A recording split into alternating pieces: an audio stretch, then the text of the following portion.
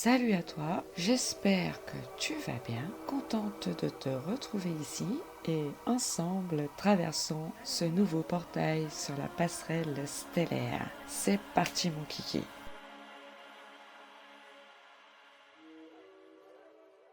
Alors aujourd'hui, nous partons à la découverte de Crater Lake, dans l'Oregon, au nord-ouest des États-Unis, à environ 90 bornes au nord de la frontière californienne, dans les chaînes volcaniques des Cascades. Perché à plus de 1890 mètres d'altitude, ce lac circulaire est niché au cœur d'une caldeira impressionnante, c'est-à-dire un cratère de près de 8 km de diamètre, entouré de falaises abruptes profondes de 300 à 600 mètres. Crater Lake est le lac le plus profond des États-Unis et l'un des plus purs au monde. Une pureté presque déconcertante, résultat d'une isolation totale, alimentée uniquement par les pluies et la neige, sans aucune rivière qui ne le traverse.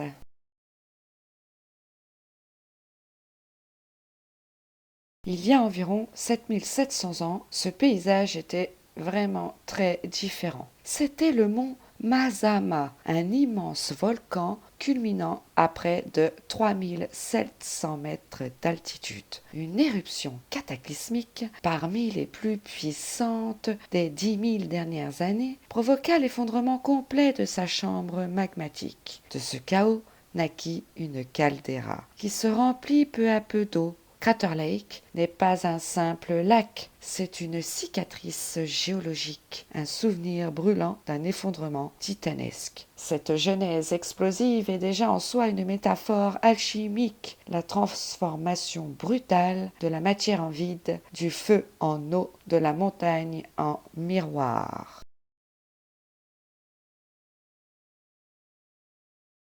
Crater Lake incarne parfaitement ce passage entre les éléments, de la terre, du volcan donc, au feu, à l'éruption, puis au vide, à la caldeira, et enfin à l'eau pure, ce lac immobile. Ce lieu exprime une mutation profonde, une blessure devenue sanctuaire.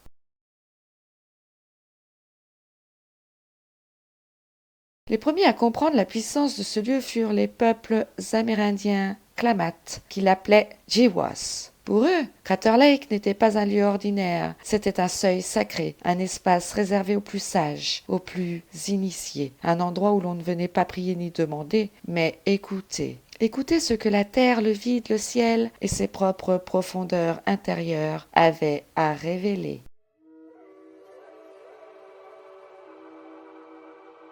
Au fil des siècles, Crater Lake a inspiré explorateurs, chercheurs de vérités scientifiques, etc., et a aussi alimenté de nombreux récits de disparitions mystérieuses, de visions étranges, d'impressions de vertige intérieur ou de pression psychique. Aujourd'hui encore, certains le considèrent comme un vortex énergétique majeur, un lieu où les couches de la réalité semblent se chevaucher, où l'espace-temps se suspend, où chaque pas appelle à la vigilance intérieure. Folklore chamanique et mystère vivant, Crater Lake reste un miroir immobile mais sans fond qui reflète ce que chacun y apporte.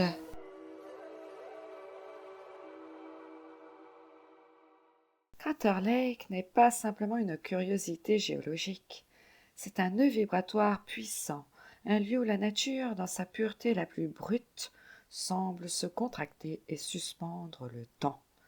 Il mesure environ 8 km de diamètre et atteint près de 600 mètres de profondeur, ce qui en fait le lac le plus profond des États-Unis et l'un des plus profonds du monde. Alimenté uniquement par la pluie et la neige, il est fermé, pur, isolé, un bassin autarcique presque alchimique. Sa profondeur, sa pureté et son isolement créent un champ vibratoire unique, dense, presque hypnotique, qui touche ceux qui l'approchent, comme si ce lac était une immense lentille d'eau, condensant silence et énergie.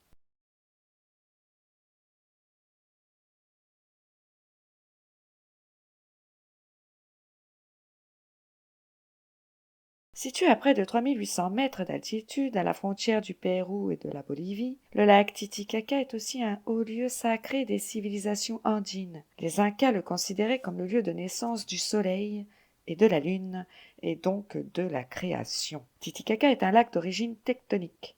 Mais là encore, la légende s'impose sur la géographie. Un lieu miroir du ciel, perçu comme berceau de la vie et point d'origine des dynasties spirituelles. Crater Lake, tout comme Titicaca, concentre l'idée de lac matriciel.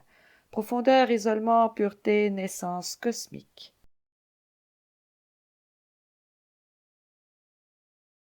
En Russie, le lac Baïkal est encore plus vaste, plus ancien, plus profond, 1642 mètres, mais partage un élément fondamental avec Crater Lake, une présence vibratoire, énigmatique, isolée et une résonance mystérieuse. Les chamans bouriates, c'est-à-dire ceux qui vénèrent la nature et pratiquent un chamanisme qui repose sur la division tripartite du monde physique et spirituel, ce sont une branche de Mongols installés dans la région du lac Baïkal. Ils considéraient comme une mer intérieure, miroir spirituel des âmes des morts. Les légendes y abondent. Entités aquatiques, esprits protecteurs, phénomènes lumineux inexpliqués. Crater Lake peut être vu comme le Baïkal d'Amérique du Nord. Pureté extrême, mystère constant, lieu sacré de seuil.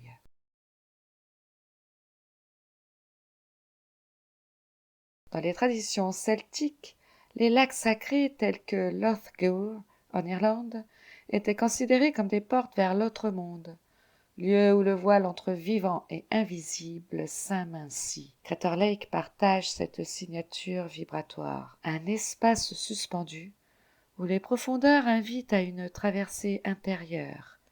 Ce n'est pas qu'un paysage, c'est une porte.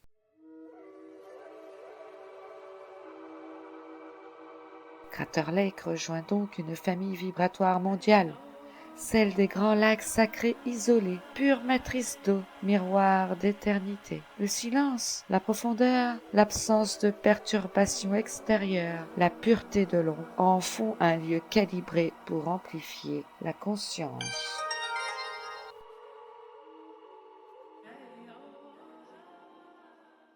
Crater Lake n'est pas isolé vibratoirement. Sa nature, son histoire et sa signature énergétique le placent en résonance avec d'autres lieux puissants d'Amérique du Nord.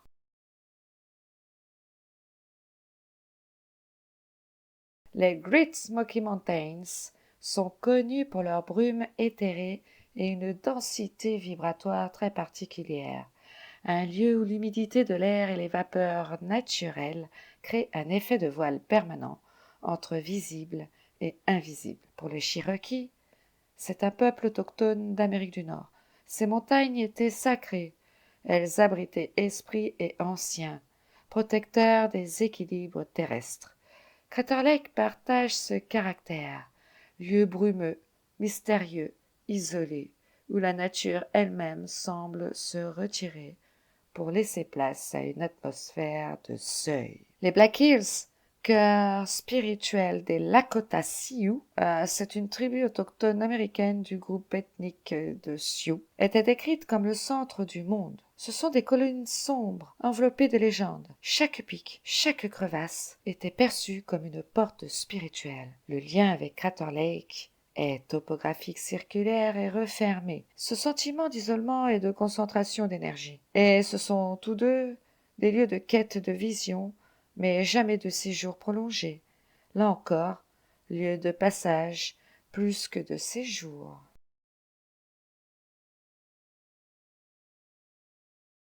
À quelques centaines de kilomètres au sud, le mont Shasta, que nous avions vu déjà dans un épisode auparavant, est peut-être le plus évident des frères vibratoires de Crater Lake. Mont Shasta est vu par de nombreux récits autochtones et modernes comme une montagne sacrée par excellence. Centre énergétique, pilier cosmique, lieu de retrait, d'apparition, de révélation et de controverse. Crater Lake et Shasta partagent plusieurs qualités.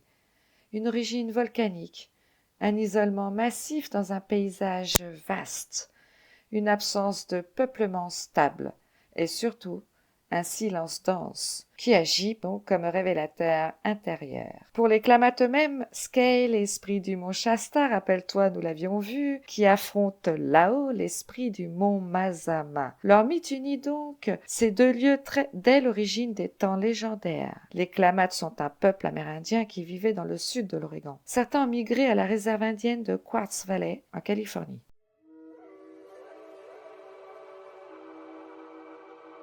Crater Lake est en résonance subtile avec ce haut lieu. Smoky Mountains, Black Hills, Mont Shasta. Tous sont des espaces de seuil, nature brute, sans artifice, silence, atmosphère suspendue, invitation à traverser, jamais à s'y installer.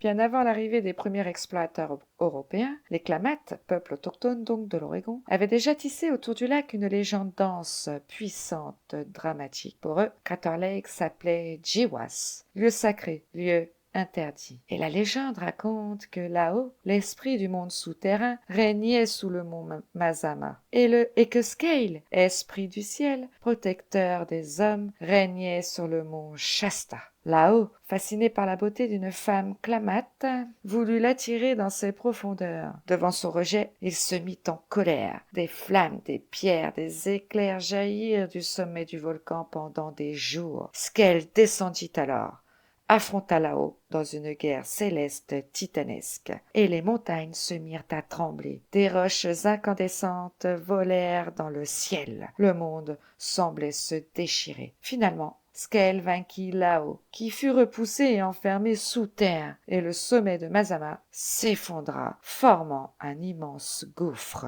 Les larmes du ciel remplirent cette cicatrice. Le Crater Lake était né. Pour les Klamath, ce n'était pas juste une histoire, c'était une cosmogonie. Et le lac, de par sa genèse même, devint un seuil dangereux, un abîme habité, une porte vers le monde des morts. Les Klamath imposèrent alors une règle très stricte: ne pas s'approcher du bord, ne pas troubler la surface du lac, respecter cette frontière.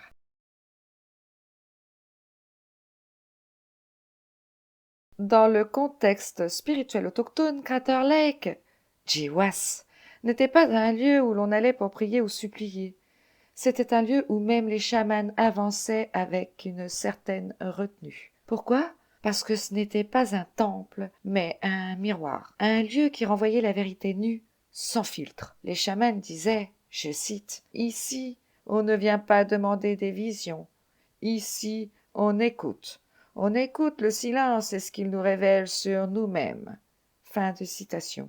De fait, les rites, les prières, les danses cérémonielles ne s'y faisaient pas. On y venait seul, ouais, et on n'y restait jamais longtemps.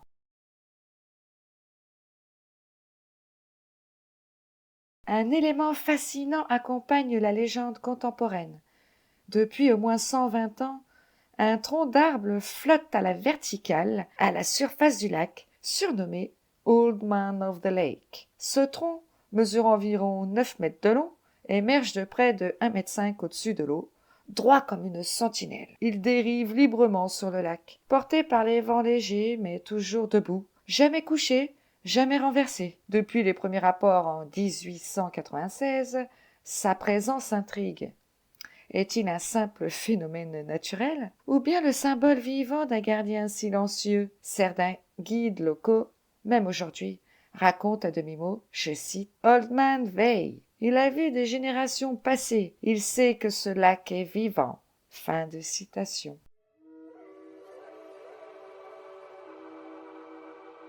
Crater Lake, pour les Klamath, comme pour tous ceux qui s'y aventurent aujourd'hui, reste porteur de cette mémoire. Un lieu né d'une guerre cosmique, gardé par un tronc flottant presque immobile, et marqué par le choix de l'écoute plutôt que du rite.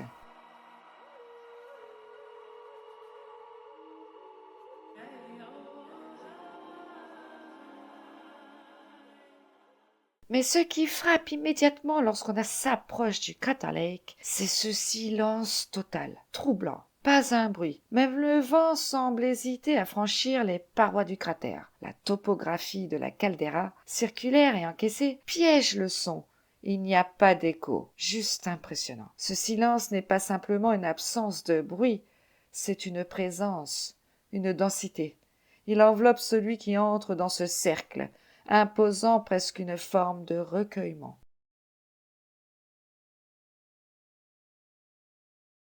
Contrairement à d'autres sites naturels, Crater Lake n'accueille que très peu de vie animale visible au bord de l'eau. Peu d'oiseaux planent au-dessus. Aucun grand mammifère ne s'aventure près de cette rive. Et même les insectes semblent rares. Une impression surgit alors. C'est un lieu qui n'appartient à personne.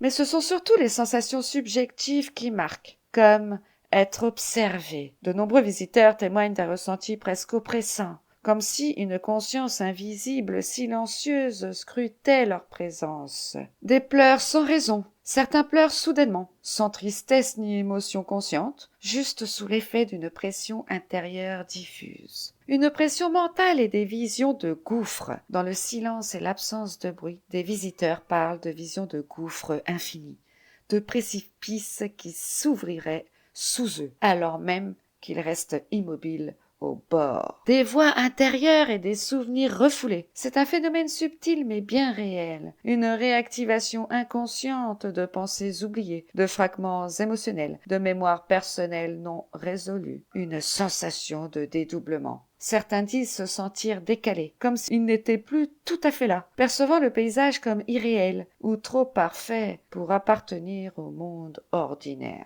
Le lac est comme un miroir de l'âme blessée. Dans la tradition locale, on parle du lac comme d'un miroir profond. Il reflète non pas ce qui est visible, mais ce qui est caché, et une envie irrationnelle de se jeter dans le vide, peut-être le plus troublant. Plusieurs témoins évoquent une envie étrange, inattendue, de se laisser basculer dans les eaux calmes, sans peur, sans désespoir, mais comme un appel sourd.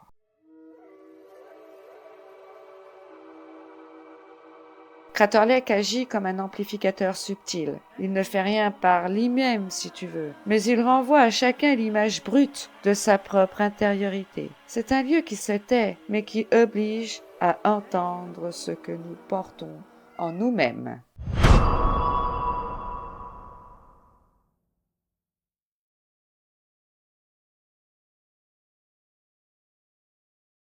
En 1947, alors que Crater Lake venait tout juste d'entrer dans l'ère moderne du tourisme national, un incident étrange vint renforcer sa réputation de lac très particulier. Un ranger expérimenté patrouille sur les hauteurs enneigées de la caldeira lorsque, non loin du bord du cratère, il aperçut un homme seul, debout, figé, hagard. Il portait des vêtements ordinaires mais légèrement inadaptés au froid glacial de ce mois de février. Veste légère, chaussures de ville, l'homme semblait complètement désorienté, incapable de dire où il était, ni même qui il était. Le rapport de l'époque, sobre et concis, indique, je cite, « L'individu se trouvait dans un état second, incapable de s'exprimer clairement. Il répétait en boucle « Je devais venir, je devais voir, je devais venir, je devais voir !» Fin de citation. Aucun signe de blessure, aucune trace apparente de chute, ni de tentative de fuite.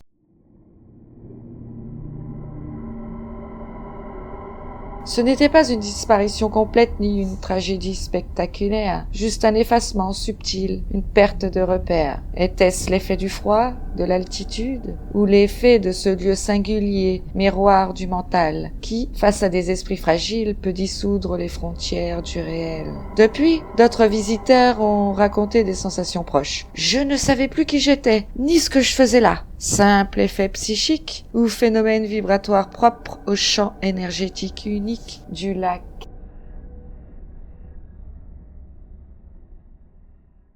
Maintenant, je vais te raconter une histoire très étrange, où il est, mais vraiment difficile de trouver la vérité. Janvier 1975. Charles McCullough, un jeune photographe de 19 ans, passionné de nature sauvage, quitte Eugene, dans l'Oregon, pour se rendre à Crater Lake. Sa mission? Capturer des clichés hivernaux, seul, malgré l'hiver rigoureux. Et là-bas, L'hiver, ça ne rigole pas. On sait peu de choses sur son trajet exact. Il a dit à ses amis qu'il reviendrait vite. Mais il n'est jamais revenu. Sa disparition fut signalée début février 1975. Pendant des mois, aucune trace, aucune piste fiable, aucun signalement. Jusqu'en octobre 1976, c'est-à-dire plus d'1 an et demi, près de 2 ans plus tard, quand des randonneurs tombèrent sur des objets étranges, près de Baby Creek, un endroit escarpé, reculé, hors des sentiers classiques du parc. Sur place, les rangers découvrirent des éléments troublants, des ossements partiels, tibias, fragments de crâne. Les tibias étaient encore dans des chaussettes presque intactes, mais le reste du corps avait disparu. Aucune trace de ses vêtements principaux. Pas de veste, pas de chaussures, pas d'équipement photo, pas d'argent. Ils n'ont rien retrouvé. Rien n'a été retrouvé mis à part son jean qui était replié proprement à côté des ossements. Vide. Un jean avec la fermeture éclair ouverte, déboutonné. Bref, et comme si le corps s'était évaporé de l'intérieur. L'autopsie ne révéla aucune trace de traumatisme. La version officielle parla de mort par hypothermie, exposition prolongée au froid, affaiblissement progressif, et on sait aussi que dans ces hypothermies, il se peut que nous fassions face au déshabillage paradoxal. Qu'est-ce que le déshabillage paradoxal? C'est-à-dire qu'en fait, tu as tellement froid, ton corps, il se met en mode urgence, il se réchauffe, donc en fait, il envoie à ton cerveau comme quoi tu reçois de la chaleur, donc toi tu ressens que t'as chaud, et tu vas faire quoi? Eh bien, tu vas te déshabiller alors que dehors il fait -10. Peut-être pour ça que le jean était ouvert, on sait pas trop. On a émis cette hypothèse, mais beaucoup restèrent frappés par l'étrangeté des circonstances, l'éloignement de la zone de découverte. C'est-à-dire que Charles, en fait, a été découvert à 19 kilomètres du sentier. Le seul sentier là-bas où tu peux marcher. Sachant que là, on est en hiver. Quand il y était, c'était en plein hiver. Et il y avait, il me semble, environ 4 mètres de neige, de poudreuse. Tu te vois marcher dans 4 mètres de neige de poudreuse pendant 19 kilomètres. Chose franchement impossible. Même une motoneige ne peut pas faire ça. Dans 4 mètres de neige, pas d'année, c'est impossible. Donc c'est vraiment très étrange. Avec l'absence de ses affaires, la position de son jean quasi rituel, vraiment très étrange. Donc on a émis plusieurs hypothèses que l'on va voir un petit peu en détail quand même, mais rapidement.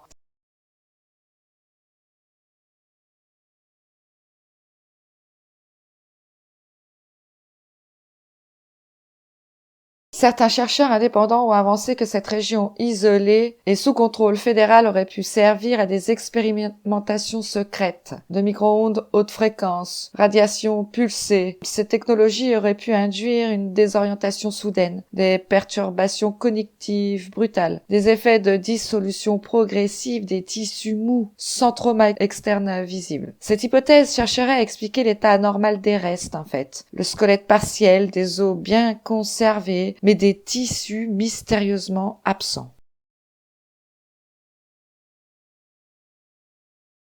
Autre piste, certains évoquent une expérience psychique involontaire, une fragmentation cognitive, des hallucinations aiguës, une dépersonnalisation rapide, une fuite irrationnelle dans les profondeurs du parc jusqu'à la mort par exposition. Crater Lake, en tant que lieu miroir, pourrait avoir amplifié ce phénomène, à l'intersection d'une fragilité mentale individuelle et d'un contexte vibratoire extrême.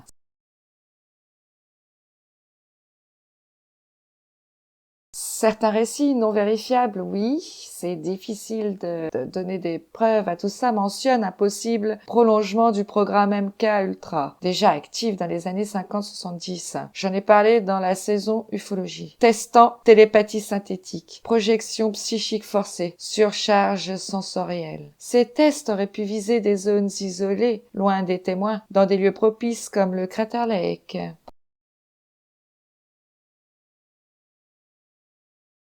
Pourquoi ces affaires, notamment son appareil photo, n'ont-elles jamais été retrouvées? Pourquoi avoir atteint une zone si éloignée, si accidentée en plein hiver? Pourquoi aucune trace de lutte? Aucune trace de trauma extérieur. Tout semble indiquer un effacement discret, hors du cadre rationnel ordinaire.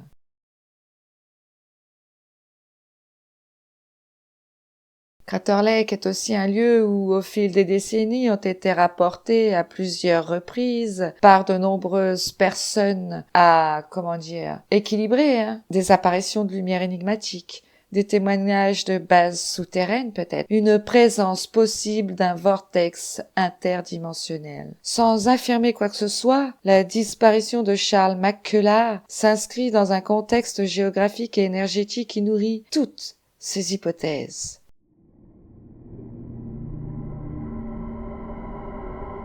Aucune preuve directe ne permet d'affirmer l'une ou l'autre de ces hypothèses, mais les conditions de sa disparition, la configuration du lieu, l'état des restes retrouvés, tout invite à ne pas réduire l'affaire à un simple accident de randonnée hivernale. Crater Lake est un miroir. Ce qu'il reflète dépend de l'état intérieur, individuel, mais aussi peut-être de forces invisibles, géopolitiques ou dimensionnelles, plus vastes.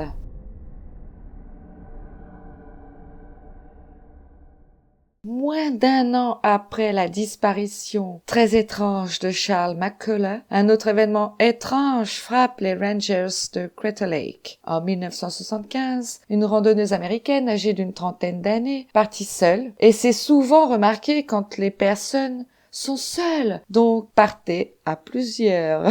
Il ne faut pas partir seul. Bon, partir seul pour une balade de quelques heures sur les sentiers proches du lac ne donne plus aucun signe de vie. Son véhicule est retrouvé intact, garé au point de départ habituel des promeneurs. Ses affaires à l'intérieur, mais aucune trace sur les chemins enneigés. Les recherches piétinent pendant 10 jours avant qu'un ranger ne la découvre, épuisée, affaiblie, mais vivante, dans une clairière reculée, non loin de Watchman's Pond. La femme, confuse, ne peut expliquer comment elle avait pu survivre. Elle dit simplement se souvenir de visions persistantes. Des échos sans voix, dit-elle. Des yeux dans l'eau. Un appel vers les profondeurs. Elle affirmait également avoir perdu le temps, incapable de dire combien de jours elle avait marché, ni même pourquoi elle s'était éloignée. Aucun traumatisme physique, aucune trace de blessure, juste un épuisement profond et un mental très troublé.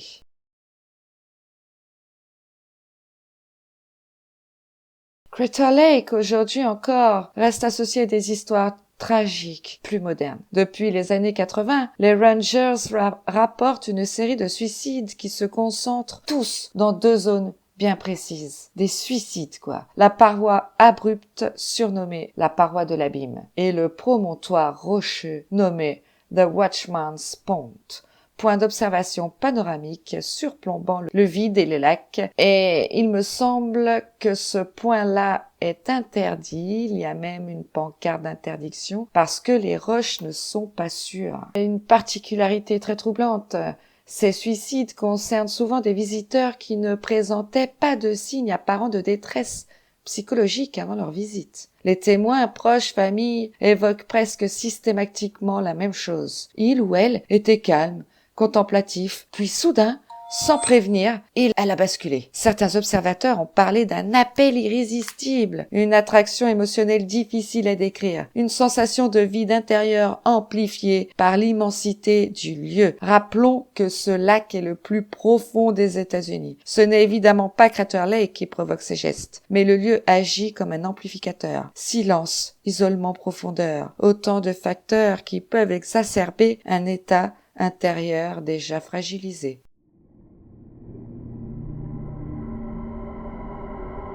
Crater Lake, par sa géographie extrême, son silence, son atmosphère hors du monde, agit sur la psyché humaine de manière particulière. Il n'enferme pas, mais il dévoile. Il ne provoque pas, mais il amplifie ce qui est déjà là, à l'état latent. Et face à Watchman's Pond, ou la paroi de l'abîme, le vide extérieur peut rencontrer un vide intérieur et dans certains cas conduire au pire.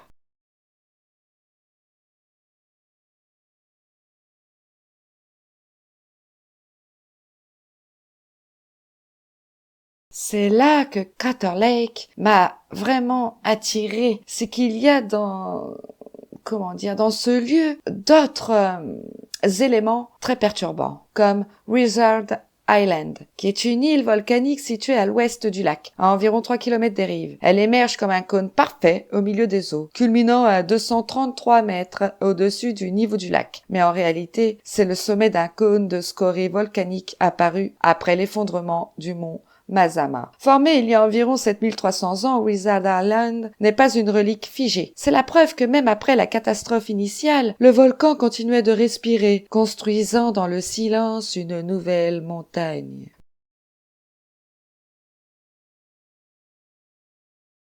Le nom Wizard Island remonte à la fin du XIXe siècle, donné par les premiers explorateurs américains émerveillés.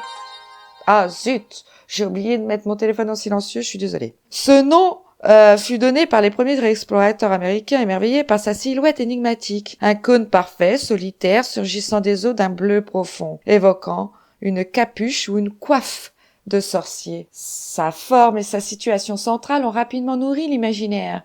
Une île isolée, un pic solitaire, entouré de brume, surgissant au milieu d'un lac né d'un effondrement cataclysmique.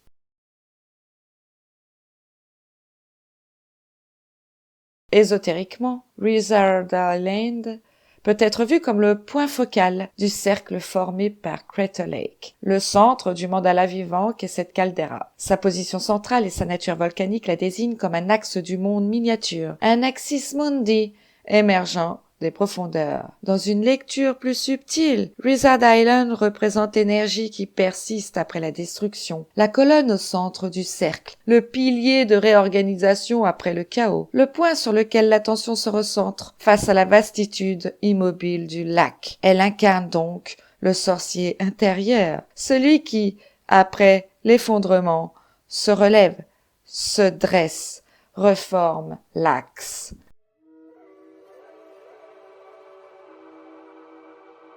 Wizard Island n'est pas seulement une île volcanique, elle est le témoin silencieux du dialogue entre effondrement et reconstruction. Elle marque le centre invisible du cercle. Elle évoque l'idée que même au cœur du gouffre, un axe peut surgir, un axe qui permet de retrouver son équilibre.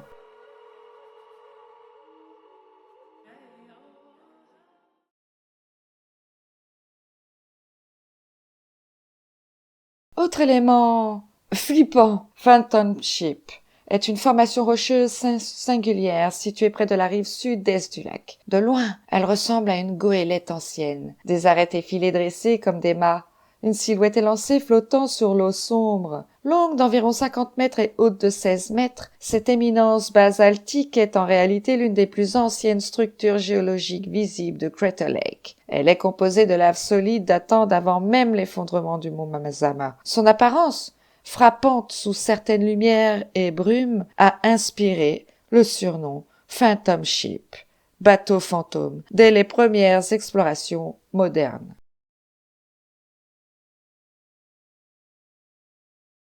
Dans l'imaginaire local, Phantom Ship incarne une traversée silencieuse, une barque spectrale toujours en mouvement, mais qui n'arrive jamais à quai. Pour les Klamath, même si cette formation n'a pas de légende officielle attestée, sa présence évoquait une embarcation des esprits, le bateau de passage entre les mondes, chargé des âmes défuntes, errant à la surface de Gewas, comme il l'appelle, la porte vers le monde des morts. Sa silhouette brumeuse est perçue comme un rappel discret que Crater Lake est un lieu liminal, ni tout à fait ici, ni tout à fait ailleurs.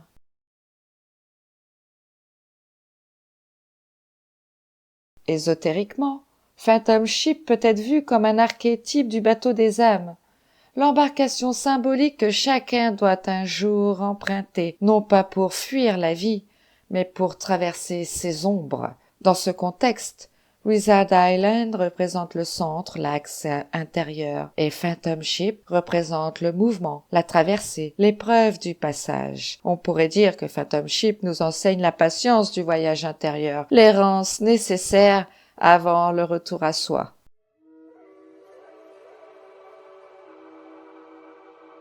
Phantom Ship n'est pas seulement un piton rocheux à la silhouette frappante.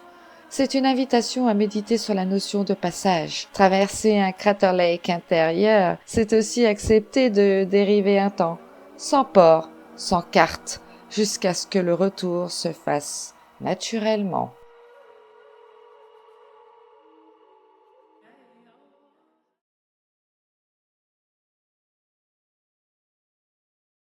Autre élément, mais vraiment mystérieux, Devil's Backbone, la colonne vertébrale du diable, est une arête rocheuse étroite, une crête dentelée qui court sur le flanc nord-ouest de la caldeira, reliant visuellement Wizard Island au rebord escarpé du cratère.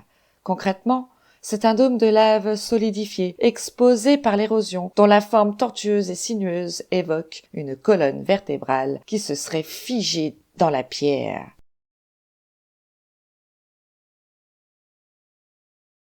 Pourquoi ce nom? Les premiers explorateurs américains frappés par cette forme étrange et inquiétante l'ont surnommé Devil's Backbone, la colonne vertébrale du diable. Mais pourquoi ce nom? Non pas par référence directe au diable chrétien, mais en raison de l'aspect tortueux, reptilien, presque organique de la crête rocheuse. Une expression populaire de l'époque pour désigner un relief chaotique, âpre, inquiétant, à dompter.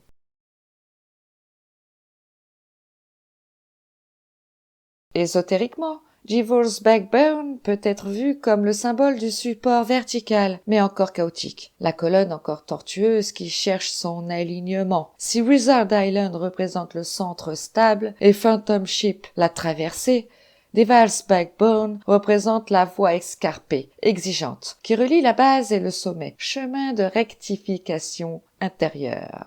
On fait un petit peu d'alchimie, les gars, là, hein. Cette colonne du diable est peut-être le rappel que le chemin de redressement n'est pas simple. Il est sinueux, accidenté. Il demande effort et vigilance. Et oui, sinon, ça serait, les amis, si c'était facile.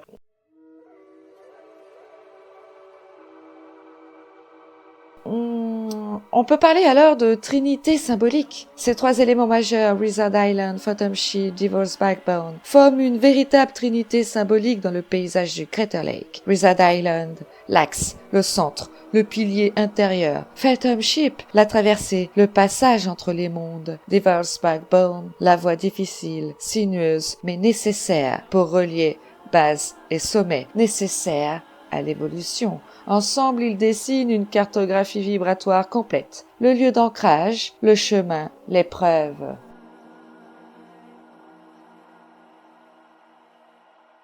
Crater Lake, ou GWAS, n'est pas un simple lac isolé dans l'Oregon. Il est une matrice vivante, une cicatrice devenue miroir, une porte silencieuse entre les mondes. Son origine volcanique incarne la transformation alchimique. De l'effondrement naît un lieu de pureté extrême. Sa profondeur, son silence et son isolement en font un vortex énergétique unique. Lieu de seuil, lieu de dévoilement, lieu de miroir. Les Klamath avaient vu juste. Ici, on ne demande rien, on écoute. On est humble, on se laisse traverser. À travers ces légendes, le combat de la Oeskel, la présence silencieuse d'Old of the Lake, Phantom Ship, Wizard Island et Devil's Backbone, Crater Lake nous enseigne une chose essentielle. Tout lieu sacré est un reflet de notre état intérieur. Le calme ou le vertige, la paix ou la dissolution, le passage ou l'effondrement. Aujourd'hui encore, cela continue d'être le témoin silencieux des âmes en quête de vérité. Certains viennent y chercher une beauté sauvage, d'autres, sans le savoir, viennent y chercher leur propre reflet. Et ce reflet, Crater Lake le leur rendra, sans jugement, sans complaisance, sans bruit, juste avec la profondeur, juste avec le silence. Et voilà, très cher, quel voyage incroyable nous venons de traverser ensemble. Nous avons vraiment fait honneur au Crater Lake, dans toute sa profondeur. Cet épisode est maintenant terminé. Je te remercie beaucoup pour ta présence. Si cette exploration t'a parlé, pense à t'abonner si ça n'est pas déjà fait, à liker et à partager autour de toi. Et surtout, reste bien ancré dans le cœur et les yeux tournés vers les étoiles. On se retrouve très vite pour la suite. D'ici là, porte-toi bien.